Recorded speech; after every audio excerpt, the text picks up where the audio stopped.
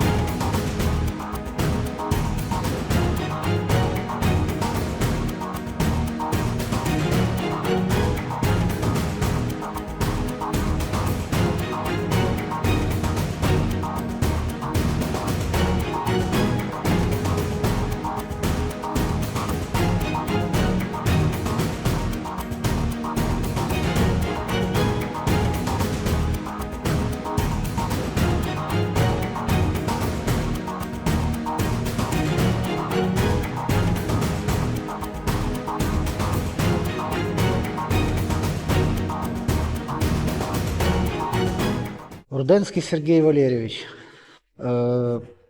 Прохожу плен, ну, я не знаю сейчас в каком городе, но прохожу плен, и как бы ко мне относятся очень хорошо, все гуманно, кормят, поят, сигареты, все отлично. Вот, ребята, кто видит вот эти вот листовки, это реально, ну, это пропуск в жизнь.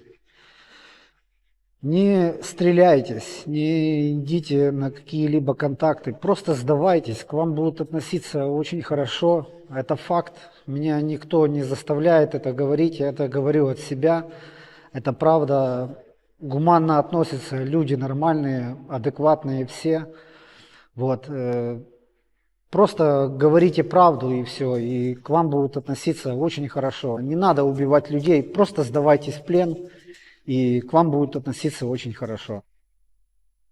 Яценко Артем Васильович, мобілізований 100-та бригада. Гулько Степан Михайлович. Солдат. Куліш, Володимир Петрович, бригада. Нас мобілізували, відправили сюди.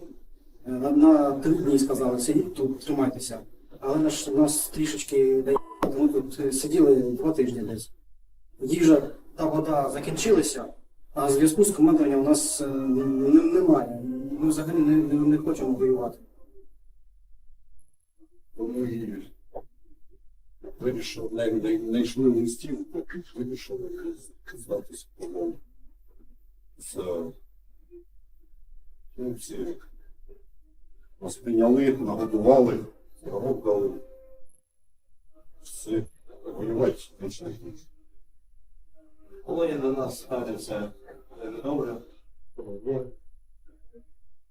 Я, Воронцов Андрей Александрович, 76-го года рождения. пришел и сдался. Она давила, выслушивать.